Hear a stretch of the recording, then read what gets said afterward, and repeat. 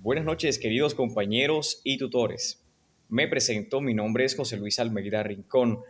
Soy estudiante de pregrado en Ciencias Políticas. Nos han dado la misión y la tarea de hacer un video ilustrativo al pueblo de Macondo. En esta idea ilustrativa se nos pide cómo podemos ilustrar, cómo podemos enseñar los orígenes de la ciencia política, de la democracia, de las ideas de pensamiento a un pueblo sencillo y enseñarles de la manera más práctica para que puedan comprender estos pensamientos, ilustrándolos con pensadores desde la antigüedad como Aristóteles en la ilustración y la modernidad y los pensamientos de las ideas políticas y liberales en la actualidad. Cómo surgió la democracia, cómo surgieron estos movimientos de derechos humanos, de derechos de la mujer, cómo todos esos pensadores, cómo todo ese conocimiento trascendió hasta nuestros días. Con gusto, empiezo mi exposición. Buenas noches, querido pueblo de Macondo. Mucho gusto, soy un joven politólogo. Ya hemos venido trabajando con la sociedad en el pueblo de Macondo para ilustrarlos acerca de lo que es el conocimiento de las ciencias políticas. Hoy les quiero hablar y hacerles una breve introducción para que puedan comprender los orígenes de lo que trata la democracia, los movimientos de derechos humanos y más. Las ideas políticas han trascendido a través del tiempo y de las épocas. Gracias a la floreciente cultura occidental, rica en pensadores, una cultura histórica y estrechamente unida, heredada de imperios que se sucedieron en cultura y pensamiento, lo que permitió que gracias a esos pensadores el conocimiento se conservara y se mantuviera con el tiempo hasta nuestros días. Solo por mencionar algunos, partiendo desde Aristóteles en la Grecia antigua, sentando las bases de la democracia. En la era de la Ilustración, con John Locke, con la idea de los derechos naturales, precursor de los derechos humanos, y su declaración tiempo después, en 1948, en las Naciones Unidas. Y en la modernidad, con Jon Stewart, con Sobre la Libertad, una obra precursora de los derechos de la mujer. Querido Macondo, hoy les hablaré de Aristóteles, un gran pensador de la antigua Grecia.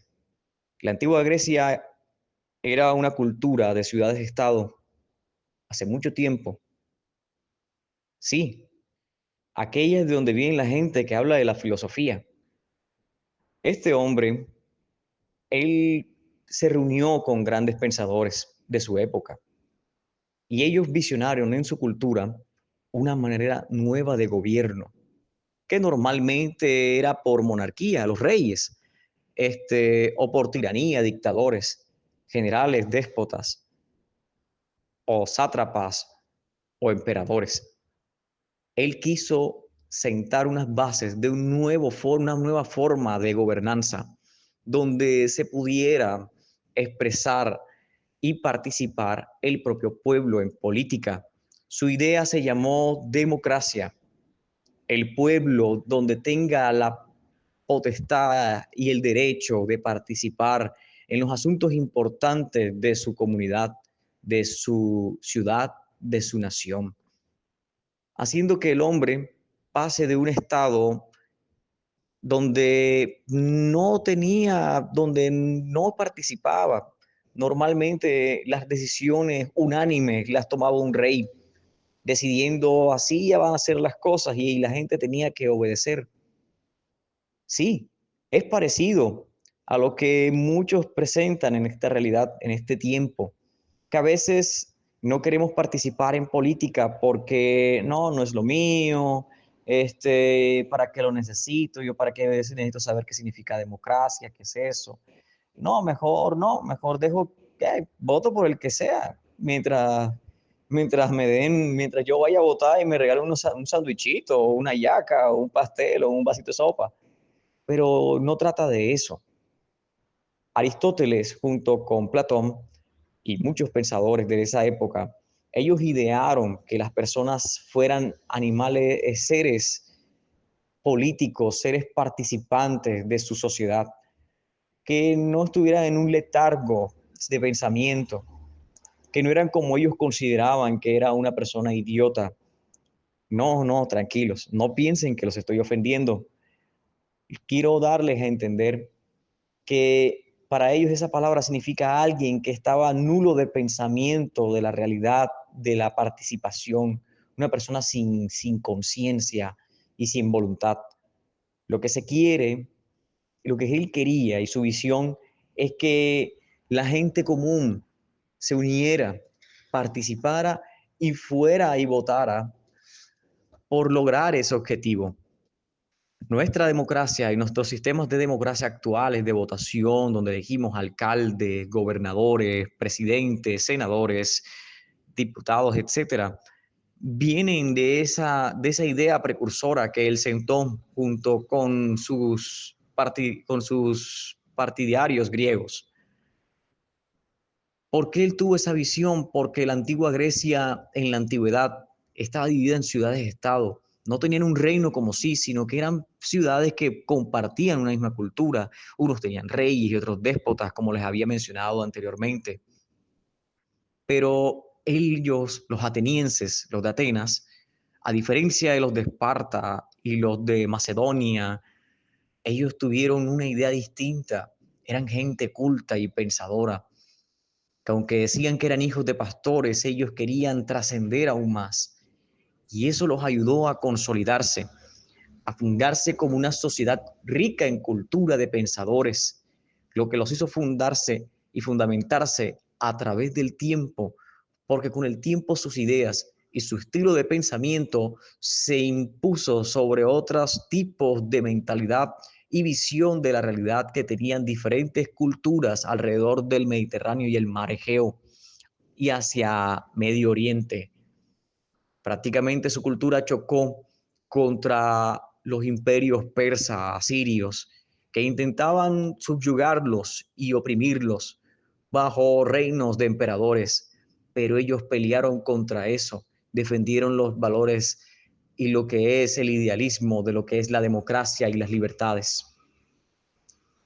Ese mismo espíritu con el tiempo fue heredado por los romanos, un imperio que vinieron después de ellos, también nacientes de esa misma cultura, lo que permitió que el pensamiento de democracia quedara en lo que es la cultura europea. Buenas noches, seguimos con la intervención en esta asamblea para seguir con los pensadores, seguir con el conocimiento de los pensadores de las épocas clásicas, ilustración y moderna, y cómo esos pensamientos se encuentran hasta nuestros días. Bueno, veníamos hablando de John Locke y cómo en la era de la ilustración él estableció esos pensamientos y esas directrices que nos llevaron hacia los derechos humanos. Ahora les hablaré de la época de la modernidad y les hablaré de un pensador llamado John Stuart Mill. Él fue un filósofo y economista británico nacido en Londres, Inglaterra, en 1806 y es considerado uno de los principales representantes del utilitarismo y del liberalismo clásico. Mill defiende la libertad individual y advierte sobre la tiranía de la mayoría. Establece el principio de daño. La sociedad solo puede intervenir en la libertad individual cuando se causa daño a otros. Destaca la importancia de la diversidad de opiniones y la libertad de expresión de pensamiento. Buenas noches, querido Macondo. Seguimos con la intervención. Ya veníamos hablando de Aristóteles y cómo sus pensamientos resuenan hasta nuestros días, inclusive en nuestra sociedad actual, hasta en nuestro querido Macondo.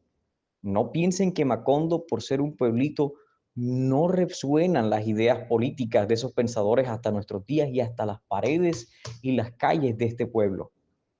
Hoy les hablaré de alguien que siguió con los pensamientos de Aristóteles y de los pensamientos griegos. ¿Se acuerdan que les había contado de que gracias a la cultura grecorromana, estos pensamientos griegos sobrevivieron? Al ser muy fundamentados, quedaron en el colectivo social de la civilización y quedaron ahí como un sueño, como un pensamiento y trascendieron hasta nuestros días.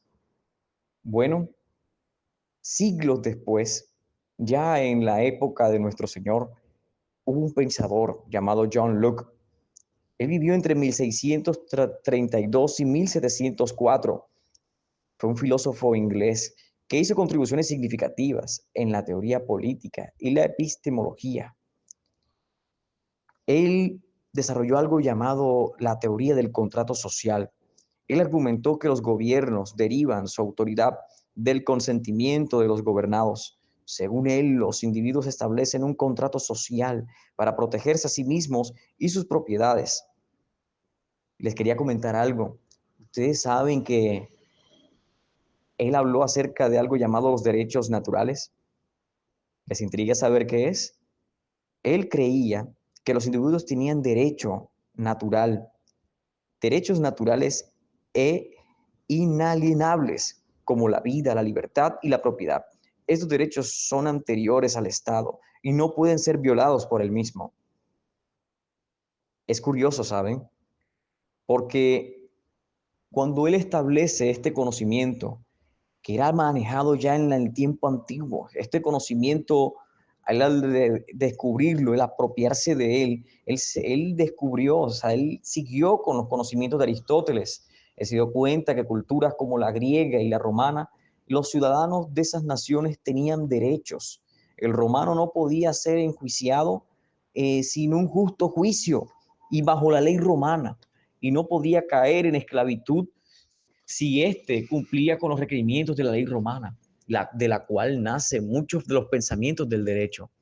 Les voy a hacer un pequeño abreviatura, un pequeño break así de historia, una pequeña cápsula. Los pensamientos de derechos no solamente se vieron solamente en la Grecia antigua, en la romana, en la época romana, ni solamente en la época de la República, ni tampoco del Imperio, sino también en otras culturas. Hubo culturas también como la israelita, la babilónica. Y voy a hacer un pequeño break con la israelita. Saquen un momento aparte algo de esa negatividad, por ejemplo, con la religión. La israelita tenía su propia constitución de derechos. El ciudadano israelita tenía su Torá, sus leyes, las leyes que eran regidos para ellos poder vivir en su nación, de comportamiento, de salubridad, de derechos de ciudadano, ¿ya? Y deberes y responsabilidades por cumplir, ¿ya? El israelita en la antigüedad, si cometía pecado o una falta moral, si me explico, en contra de las leyes de la sociedad israelita, tenía que pagar una fianza o ofrecer un sacrificio. Lo llevaba delante del templo al sacerdote y ofrecía el pago de su expiación. El sacerdote lo recibía y ofrecía sacrificio a sus dioses. Muchas de las culturas en la antigüedad tenían un pensamiento parecido. E inclusive los griegos y los romanos también tenían un sistema litúrgico práctico parecido. Con el tiempo nos fuimos volviendo laicos, separando lo que es ciertos patrones o ciertos comportamientos rituales o religiosos o litúrgicos y volverlos a un pensamiento más laico. Ya, todo eso se dio dentro del tiempo del que estamos hablando, que es la Ilustración, donde hubieron muchos pensadores donde establecieron ideas acerca de que podíamos tener gobiernos sin necesidad de una teocracia o una monarquía, simplemente con la elección de ciudadanos, pero sin abandonar ciertas éticas morales venidas de la creencia. Lo grandioso, volviendo con John Locke, es que él estableció las bases de los derechos naturales, habló de ellos, retomó ese conocimiento antiguo y lo llevó hasta nuestros días, lo llevó a su tiempo, perdón. Y de ahí fue eso el precursor de los derechos humanos, del que les hablé anteriormente, que después de la Segunda Guerra Mundial, las Naciones Unidas, las naciones para evitar de que la gente se desmatara y no tuvieran derechos en caso de una guerra mundial, se establecieron por fin las bases de los derechos internacionales, los derechos humanos, tal cual como los conocemos. Derecho a la vida, derecho a un techo, derecho a la educación, etcétera. Derechos que nos han permitido coexistir en lo más posible como especie humana. Así que, ¿qué se relaciona con nuestros días? ¿Qué se relaciona con Macondo? Yo como ciudadano de Macondo, no, pero eso es de ellos, eso está por allá lejos. No, no está lejos. No piensen eso. ¿Por qué? Porque ustedes son ciudadanos de una sociedad, de un municipio, de un pueblo llamado Macondo, con sus gobernantes elegidos políticamente en democracia por su pueblo. Ven que cómo el conocimiento sigue. Ahora les sigo. Ustedes tienen derechos, derechos y deberes que deben cumplir y les deben cumplir como ciudadanos, como el derecho a la vida, derecho a una vivienda digna, derecho a la educación, derecho a la salud. Y todo eso establecido bajo las bases de Aristóteles y las bases de John Locke, podemos tener acceso a estas libertades y a estos privilegios que anteriormente el hombre primitivo no tenía, pero que nosotros en Macondo podemos tener. Stuart Mill habló sobre los derechos de la mujer en su obra El sometimiento de las mujeres, The Subjection of Woman, publicado en 1869.